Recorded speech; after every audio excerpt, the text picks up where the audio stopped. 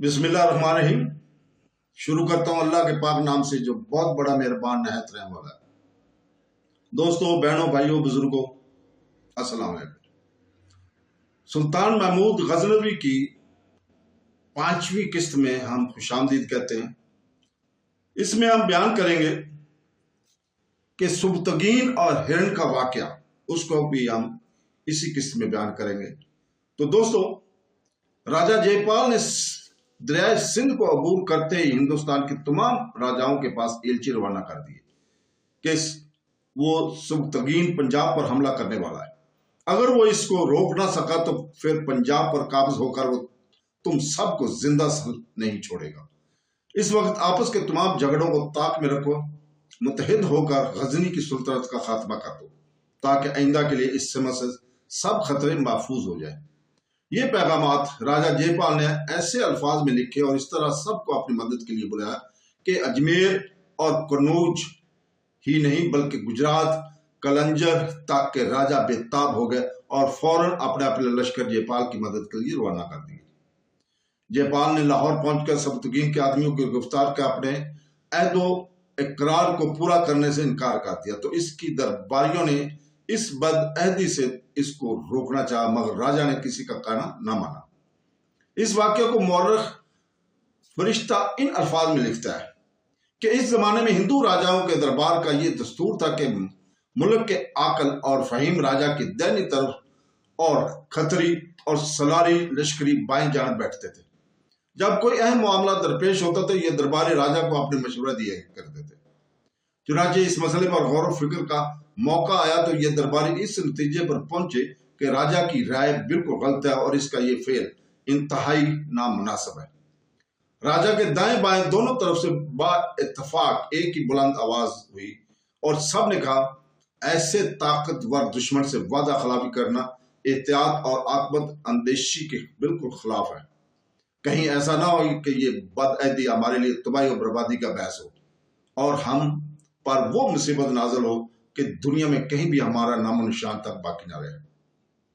احتیاط اور مسلط کا تقاضا یہی ہے کہ ہم اس ترک یعنی امیر سبکتگین سے، جس کا خوف عوام اور خاص سبھی کے دلوں پر بیٹھ چکا ہے، بد عہدی کر کے جنگ نہ کریں اور خدا کے بندوں کو امن و امان کا خیال رکھتے ہوئے بلا حیل و حجت وہ رقم سبکتگین کو ادا کر دیں جس پر صلح ہوئی تھی۔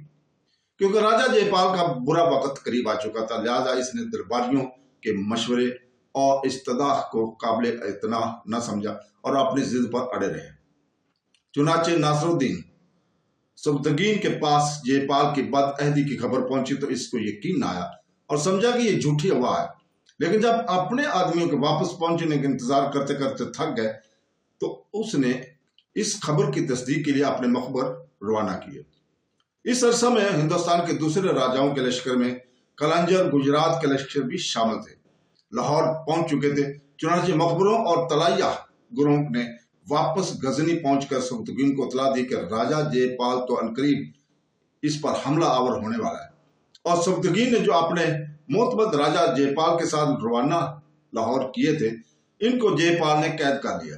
یہ صورتحال دیکھتے ہوئے سبکتگین اب اس تیاری میں مصروف ہوا کہ جے پال پر حملہ کر کے اپنے آدمیوں کو قید سے چھڑائے اور اس کے حملے کو روکے۔ تو جے پال کی تیاری بہت زبردست اور صحیح تھی۔ سبکتگین ابھی غزنی میں ہی تھا کہ اس کے پاس خبر پہنچی کہ جے پال نے اس کے متمدوں کو ان کو موت کے گھاٹ اتار دیا اور دریائے سندھ کو عبور کر لیا، اور یہ کہ اس بار وہ بہت بڑا لشکر لے کر سبکتگین کے خلاف پیش قدمی کر رہا ہے اور اس کا خاتمہ کرنے کے در پہ ہے۔ یہ خبر سنتے ہی سبکتگین اپنے لشکر کے ساتھ غزنی سے چلا اور لمخان کے میدان میں دونوں کا مقابلہ ہوا۔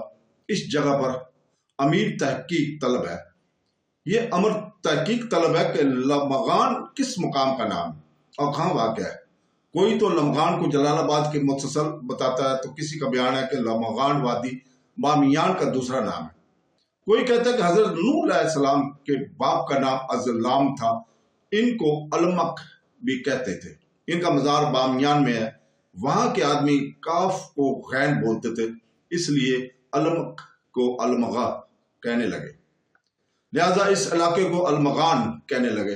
کثرت استعمال سے لمغان رہ گیا۔ تزک بابری اور دوسری تاریخوں میں لمغان کی جمع لمغیانات استعمال ہوا ہے، جو اس بات کی دلیل ہے کہ یہ نام کئی متصلہ مقامات پر بولا جاتا ہے۔ لمغانات جس علاقے میں بولا گیا وہ ایک وسیع علاقہ ہے جو جلال آباد، کابل اور غزنی کے درمیان پھیلا ہوا ہے۔ بعض مورخین نے درہ خرق سے متصل جلال آباد کا نام لمغان بتایا ہے۔ بہرحال اس لڑائی کا مقام جلال آباد کے جنوب اور غزنی کے شمال میں سمجھا جاتا ہے۔ یہ مقام بھی سلطنت غزنی کا وسطی مقام تھا۔ سبکتگین اب بھی اپنی سلطنت کے اندر حملہ آور دشمن کو روکنے اور مدافعت کرنے پر مجبور تھا۔ یہاں یہ بہت بڑی زیادتی ہے کہ اس دوسری لڑائی کو جو جےپال کا دوسرا حملہ تھا، سبکتگین کا دوسرا حملہ بتایا جاتا ہے، اور بعض یورپی مورخین تو اس کو محمود غزنوی کا دوسرا حملہ بتانا شروع کر دیا۔ بقول زینت التواریخ اس مرتبہ لمغان کے میدان میں راجہ جےپال کے ہمراہ 3 لاکھ کا جرال لشکر اور بہت سے جنگی ہاتھی تھے، جبکہ اس کے مقابلے میں سبکتگین کے لشکر کی کل تعداد 60,000 سے زیادہ نہ تھی۔ سبکتگین جب سامنے پہنچا تو اس نے ایک اونچے ٹیلے پر چڑھ کر جےپال کے لشکر کا معائنہ کیا اور اس کی کثرت دیکھ کر گھبرایا، لیکن پھر اپنے دل کو قوی کر کے یہ تصور کیا کہ کنگوں کی کثرت سے شاہین کو اور گوسفند کی کثرت سے قصاب کو جس طرح خوف نہیں ہوا کرتا، اس طرح ملک کو بھی کوئی خوف نہیں ہونا چاہیے۔ آخر لڑائی شروع ہوئی اور جےپال کو بدترین شکست ہوئی اور شکست کھا کر جےپال بھاگا۔ سبکتگین نے دریائے سندھ کے کنارے تک راجہ جےپال کا توقع کیا اور ہندوستان کے لشکر کو دریا پار بھگا کر 10,000 لشکر کے ساتھ اپنے ایک سالار کو پشاور میں متعین کیا کہ ہمیشہ سرحد کی حفاظت کرتا رہے۔ اس لڑائی میں جےپال اس قدر سامان، زر و زیورات سارسمیگی کی وجہ سے میدان میں چھوڑ آیا تھا کہ سبکتگین کے تمام مصارف جنگیں پورے ہو گئے۔ ہندوستان کے متحدہ فوج کو ایسی شکست فاش ہوئی کہ پنجاب سے باہر اور بنگال، گجرات اور دکن تک حیرت اور حسرت چھا گئی، اور تمام علاقوں میں برمنوں اور بدھوں کے جو مباحثے اور مناظر جاری تھے وہ سب یکلخت ملتوی ہو کر غزنی کی اس نئی ریاست کی قوت کو فنا کرنے کی تدبیریں سوچنے لگے۔ لمغان کی لڑائی کا تمام ہندوستان پر اس لیے زیادہ اثر پڑا کہ اس لڑائی میں ہندوستان کے قریباً ہر حصے اور ہر ریاست کے لشکری شامل تھے۔ اس شکست کو ایک راجہ نے اپنی شکست تصور کیا اور ہزیمت خوردہ لشکریوں نے اپنے اپنے وطن پہنچ کر روایت جنگ سنائی، جس سے سبکتگین کی حیرت انگیز قابلیت اور سپہ سالاری کا سکہ بیٹھ گیا۔ سبکتگین کا حق تھا کہ وہ راجہ جےپال کے ملک پر حملہ کرتا اور کم سے کم اس کے اپنے وعدے کے افعا پر مجبور کرتا، جو وہ پہلی مرتبہ فرما برداری اور خراج گزاری کر آیا تھا، مگر اس نے اس فتح ہی کو غنیمت سمجھا اور اپنے معتمدوں کے مظلومانہ خون کا بدلہ جےپال کے لشکر کے ان مقتولوں کو تصور کر لیا جو لمغان کے میدان اور دوران فرار غزنوی تلواروں سے ہلاک ہوئے تھے۔ اس کے بعد سبکتگین کو فوری شمال کی جانب سامانی سلطنت کے جھگڑے سلجھانے کے لیے جانا پڑا اور ابھی اپنے دارالسلطنت غزنی نہیں آنے پائے تھے کہ بلخ کے متصل 387 میں وہ فوت ہو گئے۔ سبکتگین ایک نیک دل حکمران تھا۔ جامعہ حکایات میں لکھا ہے کہ نشاپور میں جب سبکتگین الپلتگین کی ملازمت میں تھا تو اس کے پاس صرف ایک گھوڑا تھا۔ وہ تمام دن اس گھوڑے پر سوار ہو کر جنگل میں گھوما کرتا تھا اور جانوروں کا شکار کیا کرتا تھا۔ ایک دن اس نے دیکھا کہ ایک ہرنی ماں اپنے بچے کے جنگل میں چار رہی تھی۔ سبکتگین نے دیکھتے ہی گھوڑے کو دوڑایا اور ہرنی کے بچے کو پکڑ لیا۔ اس بچے کے ہاتھ پاؤں باندھ کر اس نے اسے اپنی زین کے ساتھ باندھا اور شہر کی جانب ہو لیا۔ ابھی وہ کچھ دور ہی گیا تھا کہ اس نے مڑ کر پیچھے دیکھا کہ معلوم ہوا کہ وہ ہرنی پیچھے پیچھے آ رہی تھی اور اس کی صورت اور حرکات سے پریشانی اور غم کا اظہار ہوتا تھا۔ یہ عالم دیکھ کر سبکتگین کو اس بے زبان جانور پر بہت رحم آیا، ترس آیا اور اس نے بچے کو چھوڑ دیا۔ ہرنی اپنے بچے کی رہائی سے بہت خوش ہوئی، بچے کو ہمراہ لے کر جنگل کی طرف روانہ ہوگی اور تھوڑی دیر چل کر سبکتگین کی طرف مڑ مڑ کر دیکھ لیا کرتے تھے، جیسے اپنی خوشی کا اظہار کر رہی ہو۔ جس دن یہ واقعہ پیش آیا اسی رات کو سبکتگین نے خواب میں حضور پاک صلی اللہ علیہ وسلم کو دیکھا۔ آپ صلی اللہ علیہ وسلم نے سبکتگین سے فرمایا اس کے خواب میں کہ اے ناصر الدین، तूने एक बेज़बान जानवर पर जो रहम किया है वो खुदावंद कद्दूस की दरगाह में बहुत मकबूल हुआ है। लिहाजा इसके सिले में तुझे चाहिए कि यही तरीका इख्तियार कर और कभी रहम के अपने हाथ से जाने ना दे, क्योंकि ये तरीका दीन और दुनिया का सरमाया है। अपनी मौत से चंद रोज पहले सबतगी ने शेख अबुल फतह से दौरान गुफ्तगू का हम इंसान नाजल शुदा मुसाइब को दूर करने की तदाबीर और अब्तलाओं से छुटकारा हासिल करने की तरीके सोचते रहते हैं। ये ऐसी ही बात है जैसे कसाब किसी भेड़ को इसके बाल कुतरने के लिए पहली मर्तबा पटकता है और इसके पांव मजबूती से बांध देता है। भेड़ अपने ऊपर एक नई और अजीबो गरीब मुसीबत देखकर जिंदगी से मायूस हो जाती है और मरने के लिए तैयार हो जाती है, लेकिन कसाब अपने काम से फारग होकर इसे आजाद छोड़ देता है। वो खुशी से उछलने कूदने लगती है। दूसरी मर्तबा कसाब फिर इसे पकड़ता है तो एक शक शुबा में मुब्तला हो जाती है। खौफ और उम्मीद दोनों का इसे ख्याल रहता है, लेकिन वो ये भी ख्याल करती है कि इसे ज़बह कर दिया जाएगा और साथ ये भी उम्मीद होती है कि गुज़श्ता मौका की तरह इस बार भी इसे रहा कर दिया जाएगा। और जब कसाब इसके बाल कुतर कर इसे आज़ाद कर देता है तो वो फिर खुशी से और खौफ का एहसास इसके दिल से निकल जाता है। तीसरी मरतबा जब कसाब इसे ज़बह करने के ख्याल से ज़मीन पर गिराता है तो इसके दिल में किसी किस्म का खौफ नहीं होता और वो ये ख्याल करती है कि पहली बार की तरह इस बार भी थोड़ी से देर के लिए इसकी आज़ादी सल्ब की गई है और कुछ लम्हों के बाद वह पहले की तरह आज़ाद हो जाएगी। वो बेखबरी और बेखौफी के आलम में रहती है और इसी आलम में इसके गले पर छुरी फेर दी जाती है और वो दुनिया से गुजर जाती है। हम इंसान भी चूंकि हमेशा तरह तरह की मुसीबतों और नित नए अमराज में दिन मुब्तला होते रहते हैं, इसलिए हर मुसीबत और हर मर्ज में इसकी रहाई का ख्याल करके मुतमिन हो जाते हैं, यहाँ तक कि आखिरी वक्त मौत का पैगाम लेकर आता और इसी गफलत के आलम में हमारे गले में मौत का फंदा डालकर हमें इस दुनिया से ले जाता है। बहरहाल अमीर नासिरुद्दीन सबतगीन का इंतकाल हुआ तो इसका छोटा बेटा अमीर इस्माइल, जो अल्पतगीन की बेटी के बतन से पैदा हुआ था, इसके हमरा मौजूद था और बड़ा बेटा महमूद निशापुर में था। हमराई सरदारों ने इस्माइल को बलद में ले जाकर तख्त नशीन किया। महमूद ने निशापुर से भाई को लिखा जिसमें लिखा था, मैं बड़ा हूं, तुम छोटे हो, मुनासिब यह है कि तख्त मुझको मिले और तुम मेरी अतात करो ताकि मुल्क में फतना बरापा ना हो सके। तुम ना तजर्बाकार हो, अमूद सुल्तनत का बार तुमसे ना उठ सकेगा। मैं तुम्हारे लिए ये रियायत रवा रखता हूं कि तुमको बलद और खलासान का मुस्तकबिल हाकम बना दूंगा, लेकिन दारुल सुल्तनत गजनी और बकिया तमाम इलाके मेरे तसूब में होंगे। इस्माइल बिन सबतगीन ने इस मुनासिब तजवीज़ और मुल्क की तकसीम को नामंजूर किया और लड़ाई पर आमादा हो गया। आखिर लड़ाई हुई और इस्माइल को गिरफ्तार होकर महमूद के सामने पेश किया गया। महमूद ने इसको इज्जत और एहतराम के साथ नजरबंद करके एक किले में रखा और खुद बाप के मुल्क का मालिक बन बैठा। महमूद और इस्माइल के तनाज़े में 6 महीने से ज्यादा मुद्दत सिर्फ हुई। इस्माइल की तरफ से मुतमिन होकर और सुल्तनत गजनी का फरमा रवा बनने के बाद अगर महमूद को जयपाल से लड़ने का शौक होता तो सबसे पहले दरिया सिंध को अबूर करके पंजाब पर हमला आवर होता, लेकिन इसको 3 साल तक जयपाल का ख्याल भी ना आया जब तक जयपाल खुद ही इसके मुल्क पर हमला आवर ना हुआ।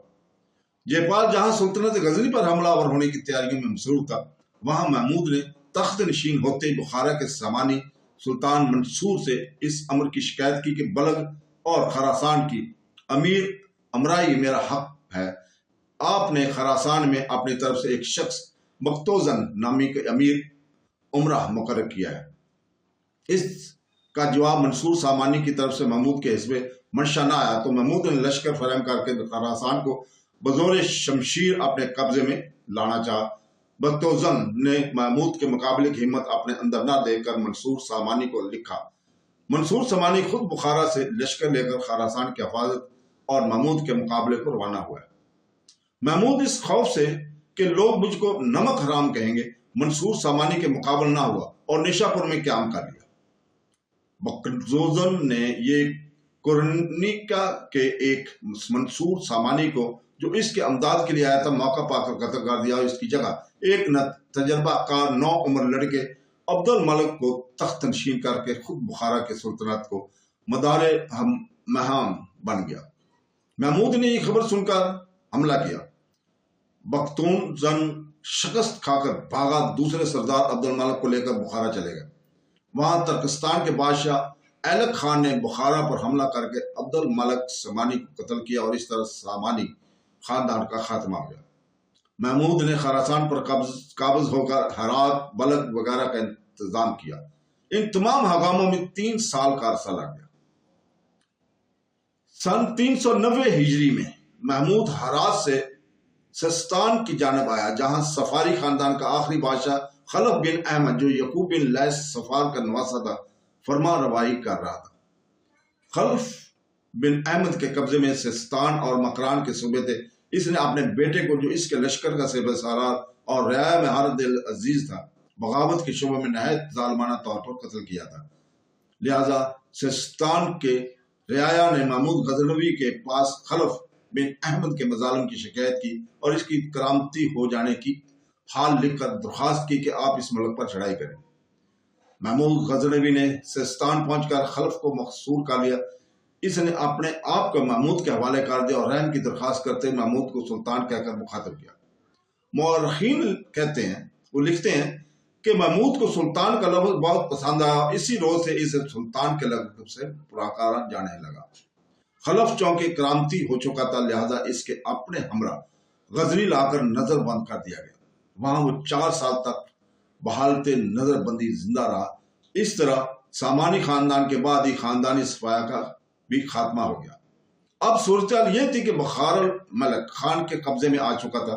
फारस और अजरबैजान और बगदाद के दरबार खिलाफ पर वलीमी काबिज थे और महमूद को यह फिक्र दरपेश थी कि मंगोलों और वलीमियों के खतरे से महफूज रहने का कोई इंतजाम किया जाए।